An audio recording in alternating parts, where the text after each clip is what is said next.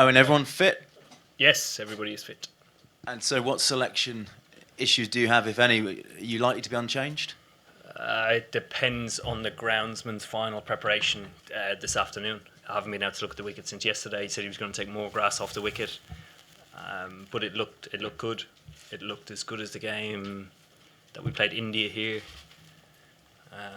So if it is, we'll try and select accordingly.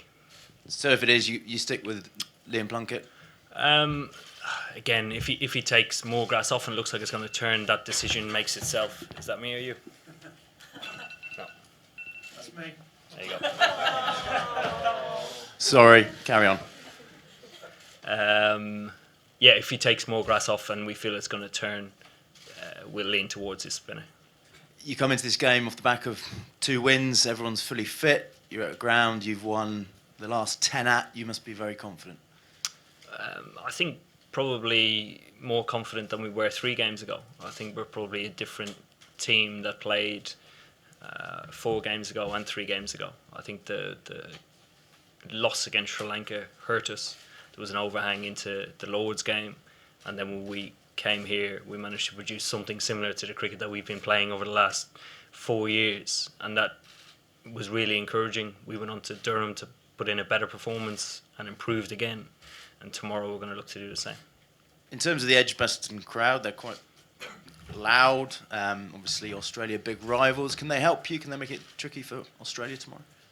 I think that's part and parcel of being the host. You've a little bit of home advantage. I think it plays a part here at Edgbaston. There is a reason we do have a lot of success here. The wicket tends to suit us, but also the support as well. And finally from me, Glenn Maxwell, there's some doubt over his selection. What do you make of him?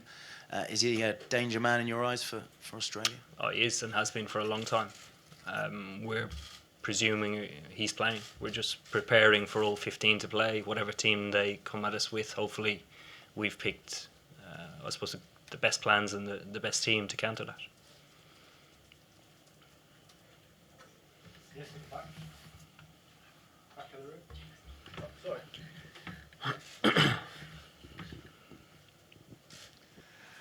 Eoin, Chris Wokes, 10 wickets so far, 1 brilliant catch. No one loves playing here at Edgbaston against Australia more than Chris. He's an outstanding player. He's been a key player for us for a long time now, not only with the ball in the first 10 overs, but with the bat. On numerous occasions he's delivered when we've been 4 or 5 down early, and he's had a part to play, so he's a key player for us. The Australians will be worried about him. They will know everything about him. Oh, they'll certainly know everything about him. Like we will about their players. We've played each other a lot over the last 2.5 years or so. So yeah. Rory now.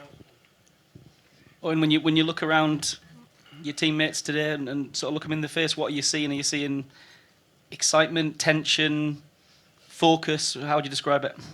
I suppose all of those things. I haven't seen them yet. Obviously, we're training later on, but I think excitement probably should be the dominant one.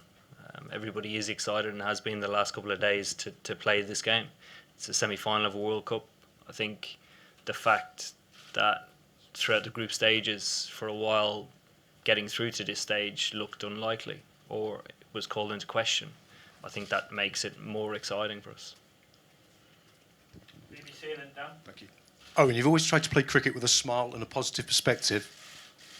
In a massive game like this, is that always possible? Yes, it is, definitely. I think sometimes, and I'm guilty of it, you can lose sight of the fact that the position that you're in and the fact that you're living your dream. I don't think it's impossible to play with a smile on your face tomorrow. Owen, you say you're preparing for all 15 to take to the field for Australia. If Sorry, 16. They have an extra traveller, I think, as well. Yeah. Well, Hanscom's already in. If they play Wade as well, that's 2 debutants in this tournament. I mean, is that something you can focus on, target Australia on, considering the magnitude of this game? No, we tend not to target individuals. Unless somebody's having a really bad day on the day, we tend to target the team as a whole.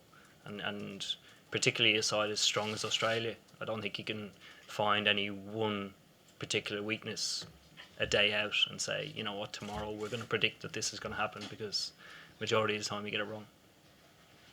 We'll go Ali, then Louis, then Mel. Owen, the two left armers shared 9 wickets at Lords.